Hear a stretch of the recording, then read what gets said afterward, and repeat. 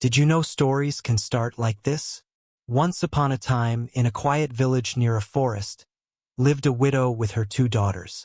The older, Clarice, was her mother's twin, sharp, proud, and vain. The younger, Marianne, was gentle and kind, like her father. Their cottage was humble, with ivy and a small garden Marianne tended. Though poor, it often smelled of rosemary and thyme. And when the sun set, the whole place glowed. Yet, despite its simple beauty, the house was full of fights. The widow adored her elder daughter, seeing no fault.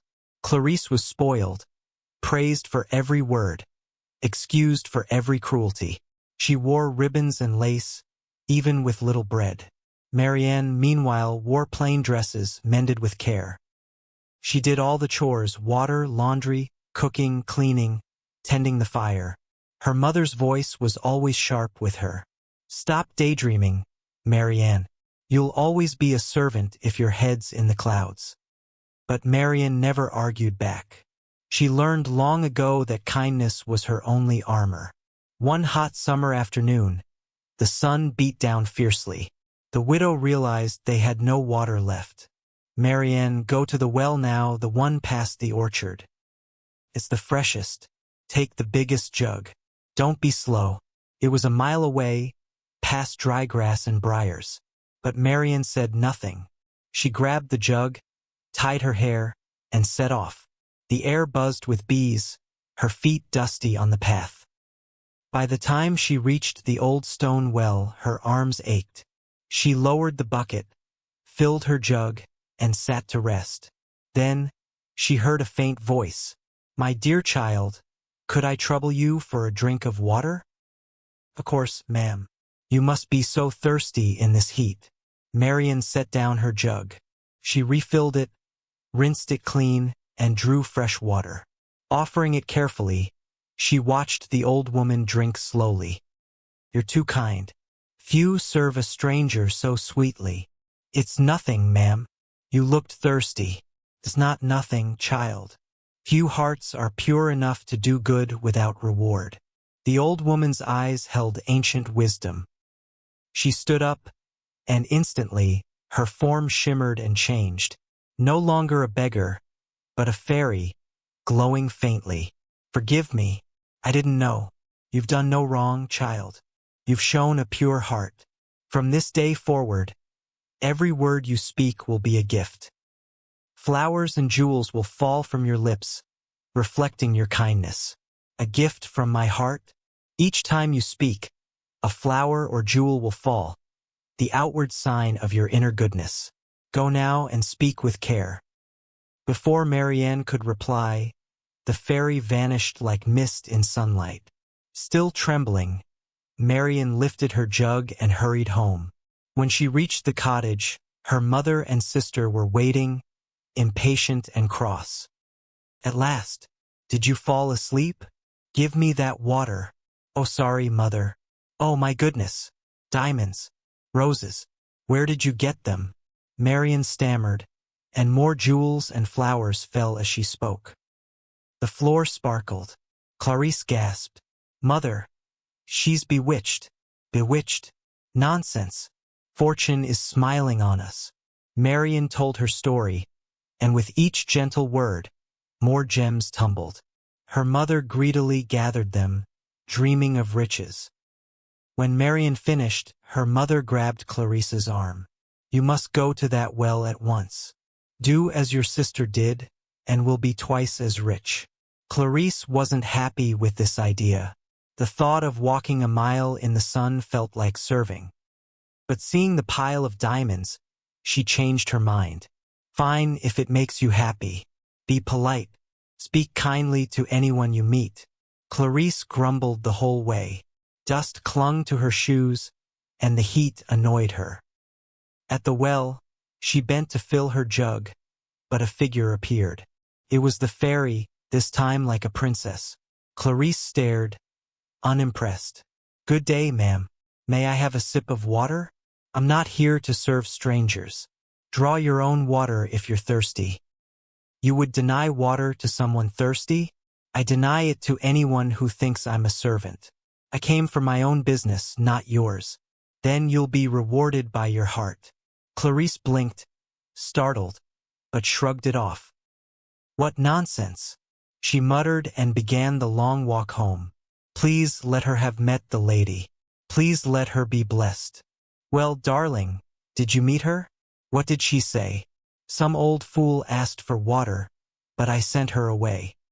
Before she finished, a toad hopped from her mouth, then another and another.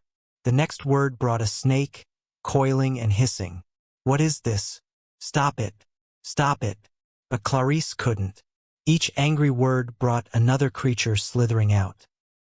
The room filled with croaking and hissing until the widow fled, crying in despair. "Oh my! This is your fault. You cursed your sister." "No, mother, Get out. You've ruined your sister and me. Get out now." The sun was just setting when Marianne left the house. She walked toward the forest, eyes wet with tears. But then a carriage approached, a fine one with white horses and the king's crest. Inside sat the prince, back from a hunt. As he noticed the young woman walking by herself, he signaled for the driver to halt. "Young lady, are you experiencing difficulties?" "No difficulties, my lord. Merely sadness." And as she spoke, imagine flowers and precious stones falling from her lips. How could such a marvel occur? He stepped down from the carriage, drawn to speak with her. Her voice was as delicate as birdsong, and with every single word she uttered, sheer beauty seemed to materialize around her. Picture petals drifting on the wind, or gems sparkling in the sunlight. The prince was completely captivated.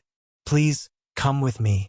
My father truly needs to meet this maiden whose words are pure treasure."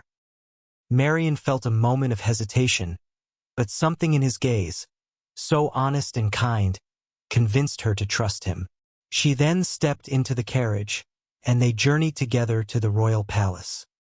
The king and queen welcomed her in the magnificent grand hall, and as she bowed and greeted them, diamonds cascaded across the polished marble floor. The assembled courtiers were astonished, and the queen's eyes widened in surprise. The entire court buzzed with hushed conversations. Such remarkable poise, such genuine modesty. Surely you've been divinely blessed.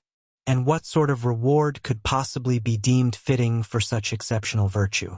If she consents to marry me, father, then let that be her greatest reward. The king carefully observed the young woman for a considerable moment, then gave a nod of agreement. So be it decided. A woman whose words bring forth blossoms will undoubtedly help our entire kingdom to flourish. And so it was that Marianne became the prince's chosen bride. Her wedding gown seemed to shimmer as if woven from pure moonlight, and wherever she happened to speak, delicate blossoms would scatter gracefully along her path. The people adored her deeply, cherishing her profound kindness, her quiet humility, and her truly radiant smile. Meanwhile, back in the village, the atmosphere grew increasingly somber. The widowed stepmother, consumed by her own bitterness, found absolutely no solace in her vast wealth.